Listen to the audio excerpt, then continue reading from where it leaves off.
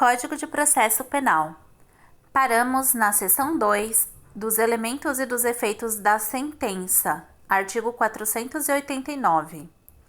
São elementos essenciais da sentença: inciso 1, o relatório que conterá os nomes das partes, a identificação do caso com a suma do pedido e da contestação e o registro das principais ocorrências havidas no andamento do processo. Inciso 2, os fundamentos em que o juiz analisará as questões de fato e de direito. Inciso 3, o disposto em que o juiz resolverá as questões principais que as partes lhe submeterem. Parágrafo 1.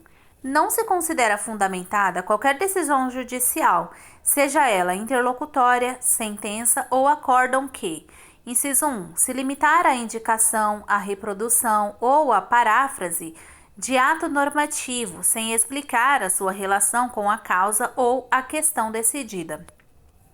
Inciso 2. Empregar conceitos jurídicos indeterminados sem explicar o motivo concreto de sua incidência no caso. Inciso 3. Invocar motivos que se prestariam a justificar qualquer outra decisão. Inciso 4. Não enfrentar todos os argumentos deduzidos no processo capazes de, em tese, infirmar a conclusão adotada pelo julgador. Inciso 5. Se limitar a invocar precedente ou enunciado de súmula sem identificar seus fundamentos determinantes nem demonstrar que o caso sob julgamento se ajusta àqueles fundamentos. Inciso 6. Deixar de seguir enunciado de súmula, jurisprudência ou precedente invocado pela parte sem demonstrar a existência de distinção no caso em julgamento ou a superação do entendimento. Parágrafo 2. No caso de colisão entre normas, o juiz deve justificar o objeto e os critérios gerais da ponderação efetuada, enunciando as razões que autorizam a interferência na norma afastada e as premissas fáticas que fundamentam a conclusão. Parágrafo 3. A decisão judicial deve ser interpretada a partir de conjugação de todos os seus elementos e em conformidade com o princípio da boa-fé. Artigo 490. O juiz resolverá o mérito, acolhendo ou rejeitando, no todo ou em parte, os pedidos formulados pelas partes. Artigo 491. Na ação relativa à obrigação de pagar quantia, ainda que formulado o pedido genérico, a decisão definirá desde logo a extensão da obrigação, o índice de correção monetária, a taxa de juros, o termo inicial de ambos e a periodicidade da capitalização dos juros, se for o caso, salvo quando, inciso 1, não for possível determinar de modo definitivo o montante devido. Inciso 2. A apuração do valor devido depender da produção de prova de realização demorada ou excessivamente dispendiosa, assim reconhecida na sentença. Parágrafo 1. Nos casos previstos neste artigo, seguir-se-á a apuração do valor devido por liquidação. Parágrafo 2. O disposto no caput também se aplica quando o acórdão alterar a sentença. Artigo 492. É vedado ao juiz proferir decisão de natureza diversa da pedida, bem como condenar a parte em quantidade superior ou em objeto diverso do que lhe foi demandado. Parágrafo único. A decisão deve ser certa, ainda que resolva a relação jurídica condicional. Artigo 493. Se depois da propositura da ação algum fato constitutivo, modificativo ou extintivo do direito influir no julgamento do mérito, caberá ao juiz tomá-lo em consideração de ofício ou a requerimento da parte no momento de proferir a decisão. Parágrafo único. Se constatar de ofício o fato novo, o juiz ouvirá as partes sobre ele antes de decidir. Artigo 494. Publicada a sentença, o juiz só poderá alterá-la, inciso 1, para corrigir-lhe de ofício ou a requerimento da parte inexatidões materiais ou erros de cálculo. Inciso 2, por meio de embargos de declaração. Artigo 495. A decisão que condenar o réu ao pagamento de prestação consistente em dinheiro e aqui determinar a conversão de prestação de fazer, de não fazer, ou de dar coisa em prestação pecuniária valerão como título constitutivo de hipoteca judiciária. Parágrafo 1. A decisão produz a hipoteca judiciária. Inciso 1. Embora a condenação seja genérica. Inciso 2. Ainda que o credor possa promover o cumprimento provisório da sentença ou esteja pendente arresto sobre bem do devedor. Inciso 3. Mesmo que impugnada por recurso dotado de efeito suspensivo. Parágrafo 2. A hipoteca judiciária poderá ser realizada mediante a apresentação de cópia de sentença perante o cartório de registro imobiliário, independentemente de ordem judicial, de declaração expressa do juiz ou de demonstração de urgência. Parágrafo 3. No prazo de 15 dias da data de realização da hipoteca, a parte informá-la ao juízo da causa, que determinará a intimação da outra parte para que tome ciência do ato. Parágrafo 4.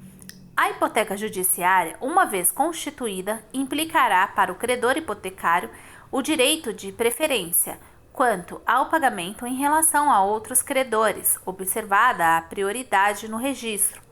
Parágrafo 5. Sobrevindo a reforma ou a invalidação da decisão que impôs o pagamento de quantia, a parte responderá, independentemente de culpa, pelos danos que a outra parte tiver sofrido em razão da constituição da garantia, devendo o valor da indenização ser liquidado e executado nos próprios autos. Seção 3. Da remessa necessária. Artigo 496.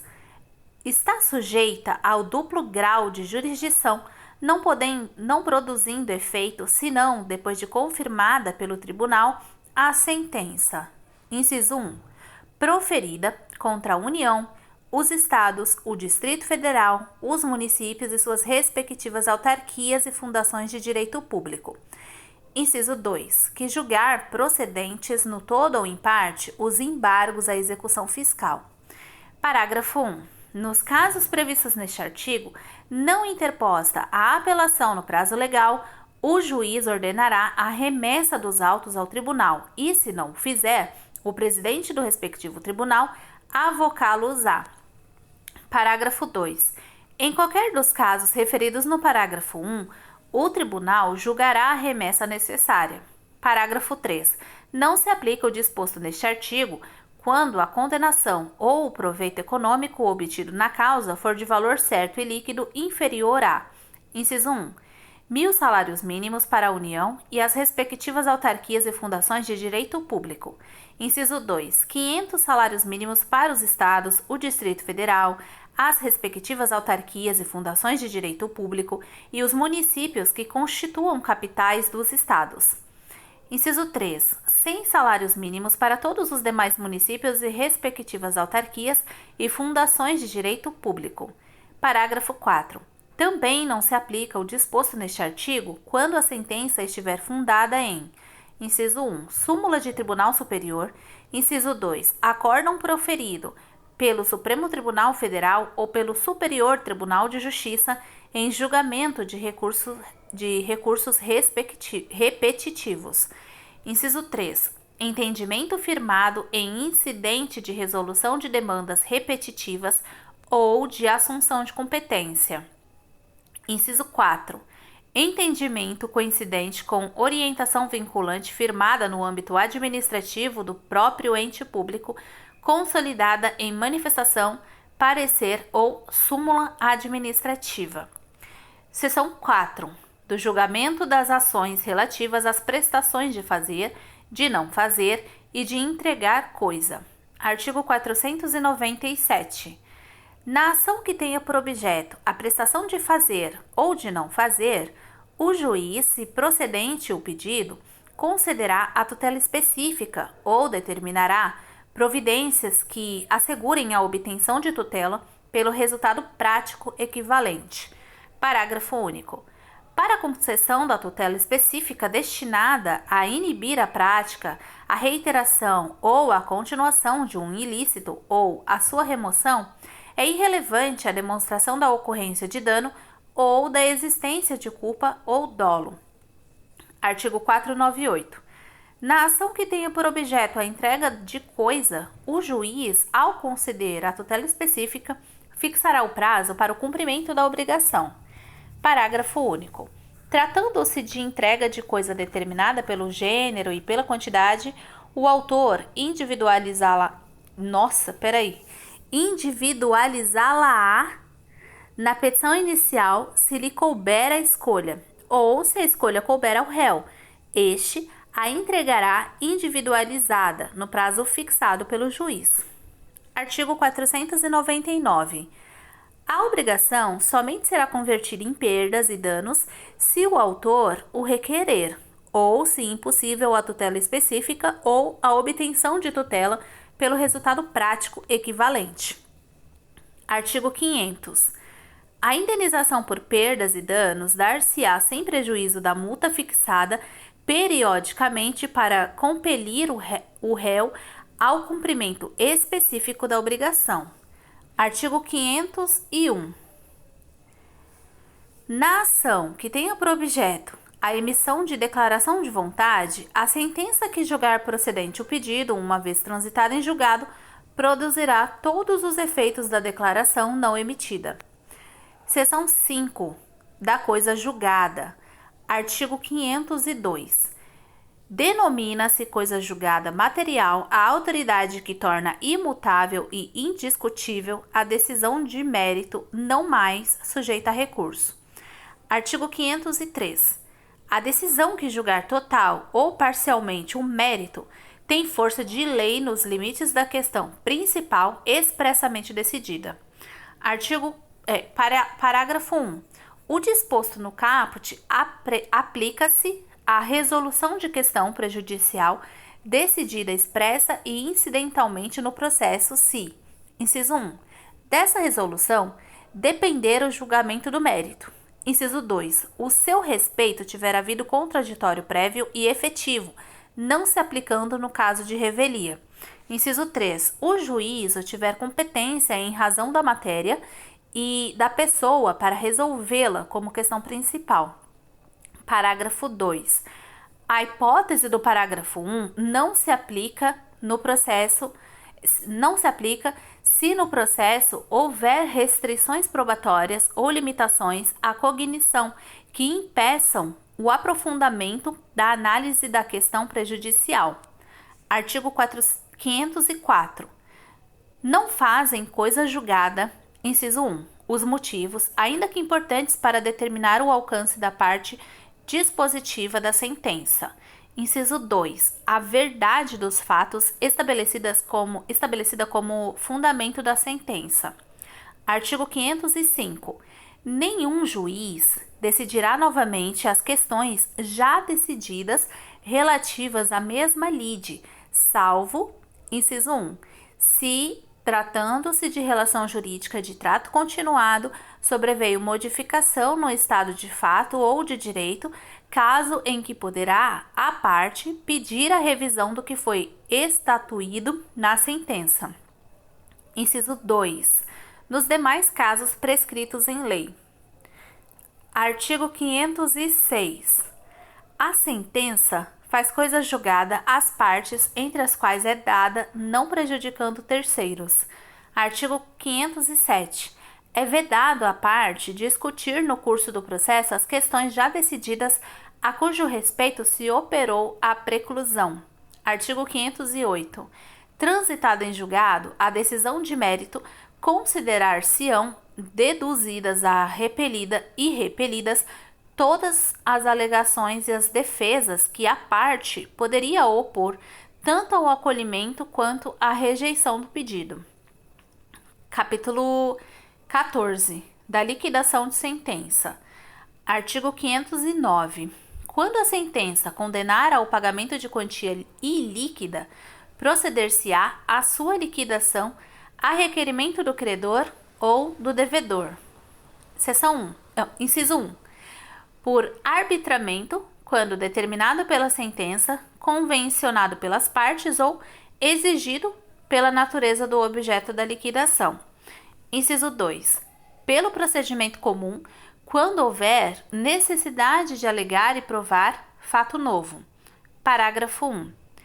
Quando na sentença houver uma parte líquida e outra ilíquida, ao credor é lícito promover simultaneamente a execução daquela e, em autos apartados, a liquidação desta.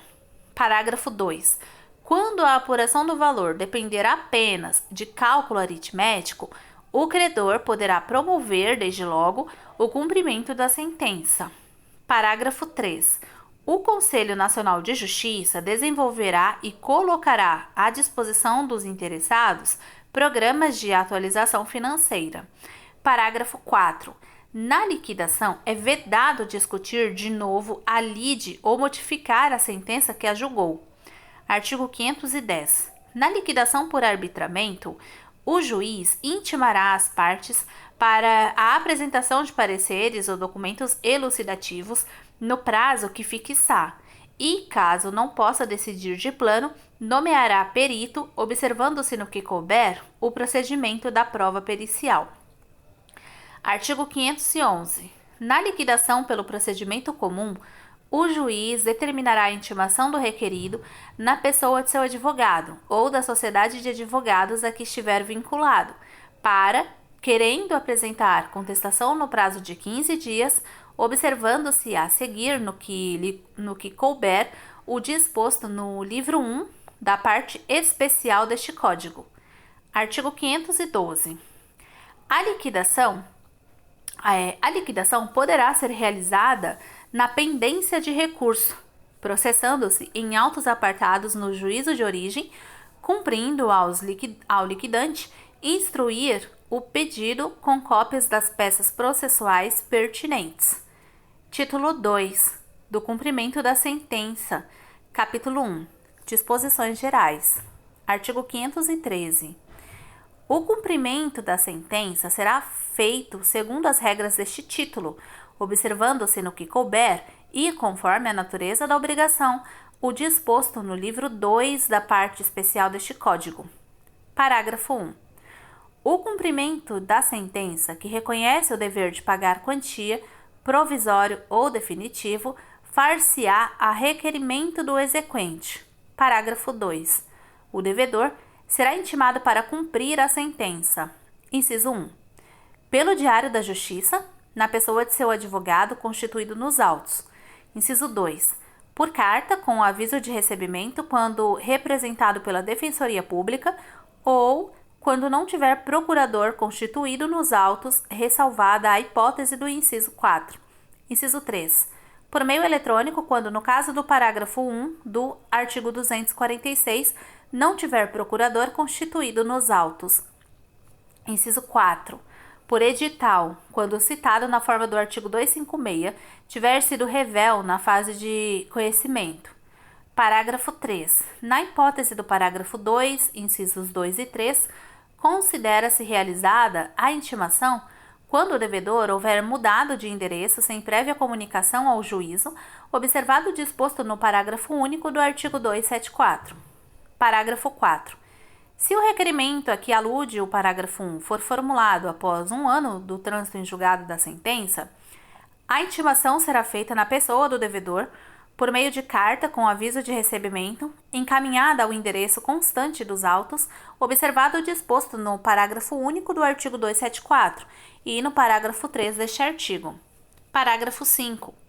O cumprimento da sentença não poderá ser promovido em face do fiador, do cobrigado ou do corresponsável que não tiver participado da fase de conhecimento.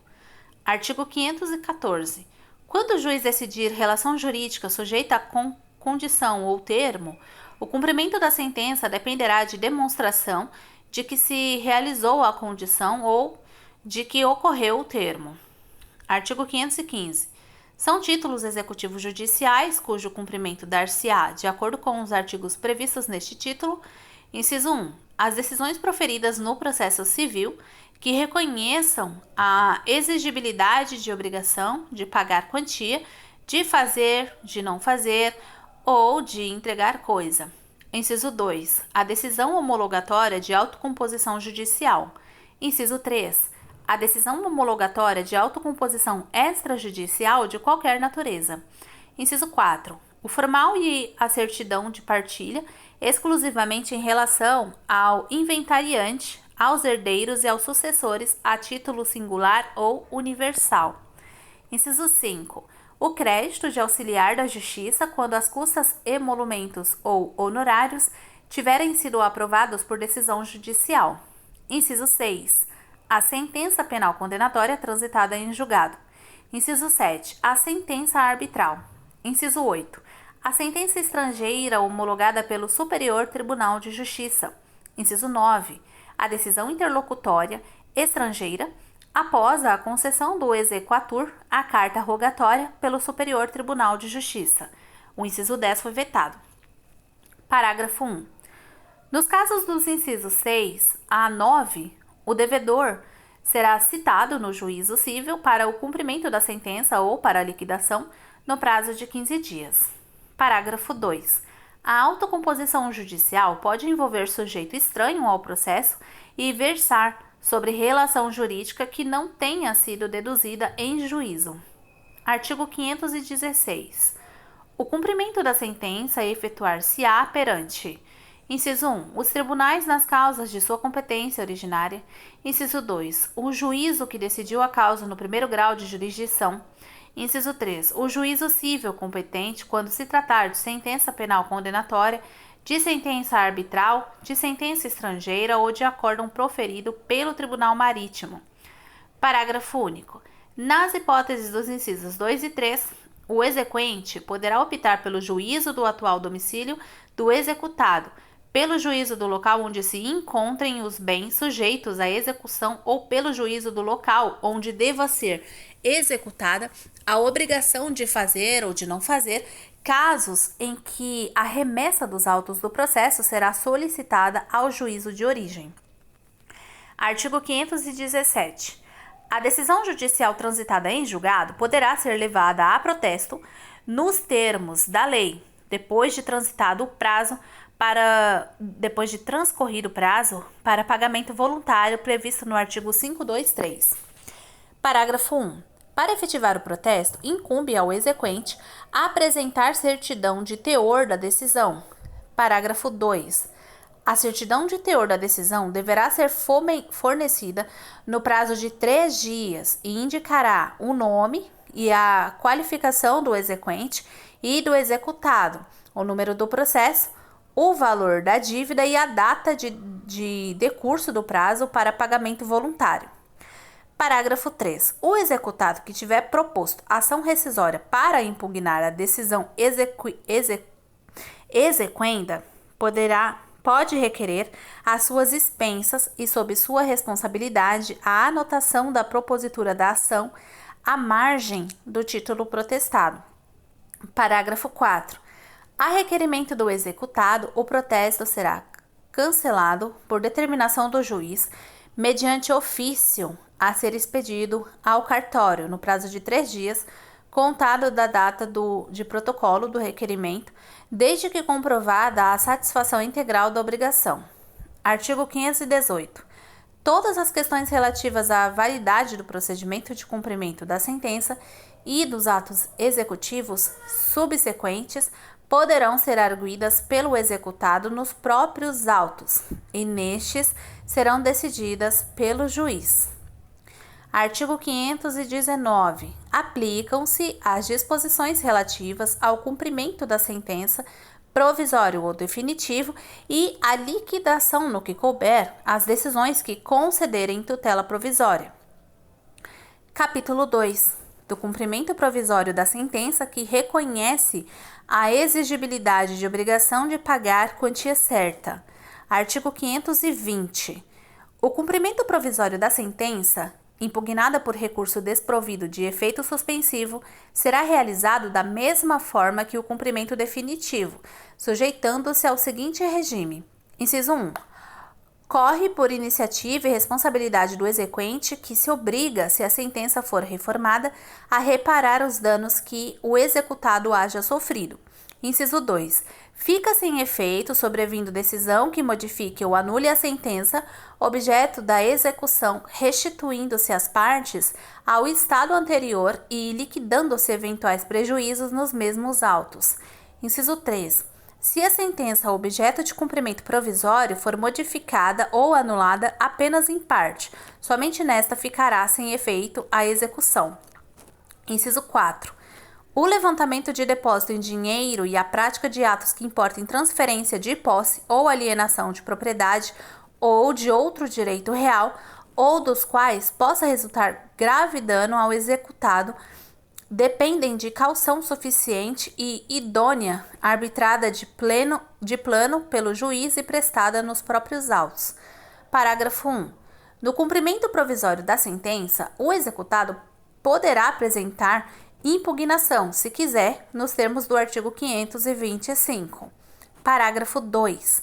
A multa e os honorários a que se refere o parágrafo 1 do artigo 523 são devidos no cumprimento provisório da sentença, de sentença condenatória, ao pagamento de quantia certa. Parágrafo 3. Se o executado comparecer tempestivamente e depositar o valor com a finalidade de isentar-se da multa, o ato não será havido como incompatível com o recurso por ele interposto. Parágrafo 4.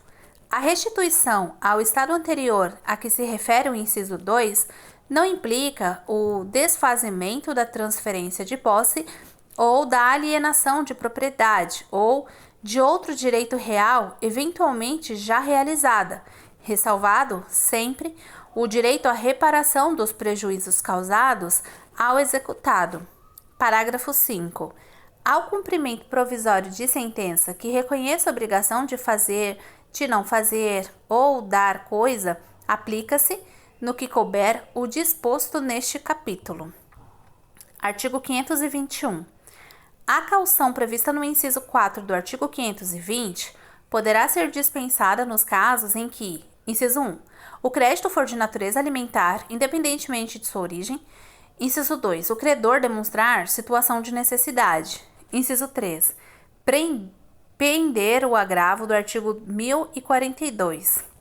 Inciso 4, a sentença a ser provisoriamente cumprida estiver em consonância com a súmula da jurisprudência do Supremo Tribunal Federal ou do Superior Tribunal de Justiça ou em conformidade com o acórdão proferido no julgamento de casos repetitivos. Parágrafo único. A exigência de caução será mantida quando da dispensa possa resultar manifesto risco de grave dano de difícil ou incerta reparação. Artigo 522. O cumprimento provisório da sentença será requerido por petição dirigida ao juízo competente. Parágrafo único. Não sendo eletrônicos os autos, a petição será acompanhada de cópias das seguintes peças do processo, cuja autenticidade poderá ser certificada pelo próprio advogado sob sua responsabilidade pessoal. Inciso 1. Decisão exequenda. Inciso 2. Certidão de interposição do recurso não dotado de efeito suspensivo. Inciso 3. Procurações outorgadas pelas partes. Inciso 4. Decisão de habilitação, se for o caso. Inciso 5. Facultativamente, outras peças processuais consideradas necessárias para demonstrar a existência do crédito.